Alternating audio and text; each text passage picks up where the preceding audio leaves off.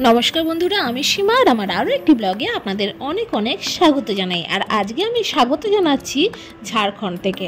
Actually बछर दुएक आगे गेछिलाम झारखंडे घुरते, तो सेखान थेके फेरार पथे आमरा ढुकेछिलाम एकटा दारुण जायगाय। और आजके सेई जायगाटा सम्बन्धेई बोलबो।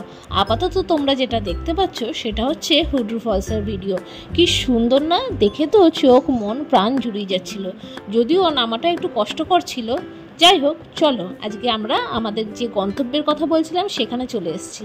এটা হচ্ছে পুরুলিয়ার খুব সুন্দর একটা জায়গা, বরন্তি লেক। তো আমরা একটা হোমস্টেতে ছিলাম। হোমস্টেটার নাম আমার এখন মনে পড়ছে না, যদি মনে পড়ে যায় আমি আরেকবার বলে দেবো। তো হোমস্টের সামনে থেকে ভিউটা ছিল ঠিক এরকম, চারিদিকে সবুজে সবুজ, সামনে লেক আর ছোট ছোট পাহাড়। কি সুন্দর ভিউ না, মানে চোখে সরাতে ইচ্ছা ছিল না। আর এই যে হচ্ছে হোমস্টে চারিপাশটা, আর এই সামনের ওই রাস্তাটা দিয়েই হোমস্টের ভেতরে ঢোকা যাবে।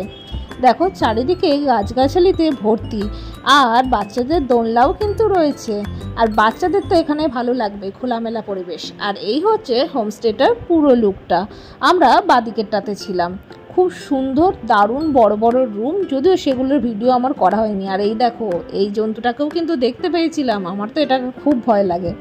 তো যাই হোক, এটা ছিল আমাদের ফেরার দিন। তো আমরা একটা রাত সেখানে স্টে করেছিলাম, আর পরের দিন আমরা আবার সকাল সকাল বেরিয়ে গেছিলাম লেকের ধারে ঘোরার জন্য, কারণ লেকের চারপাশটা ঘুরে আমরা আবার বর্ধমান ফিরবো।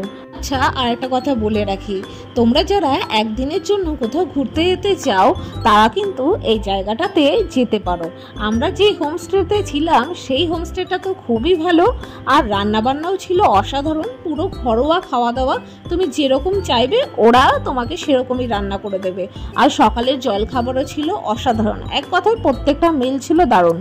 তো এরকম লেকটার আশপাশ দিয়ে অনেক হোমস্টেই আছে, বেশ ভালো। কিন্তু বর্ষাকালে গেলে একটু কেন্নর প্রকোপ থাকবে এদিক সেদিক, এইটা কিন্তু আমি বলে দিলাম। তো এটা নিয়ে আমরাও খুব চাপে ছিলাম যখন গেছিলাম। বাদ বাকি এই জায়গাটা সত্যি বলতে অসাধারণ। আর আমাদের থাকা খাওয়া নিয়ে পার হেড ওই তোমার 1000 থেকে 1200 টাকা পড়েছিল আমার যতদূর মনে পড়ছে। তোমাদের সাথে জানো তো আরও অনেক কিছু শেয়ার করার ইচ্ছা ছিল, কিন্তু তখন তো ভাবিনি আর যে ব্লগ করব। তো সেই মতো সেরমভাবে ক্যাপচার করে নিই, যেটা চোখের সামনে ভালো লেগেছিল সেটা ক্যাপচার করে নিয়েছিলাম।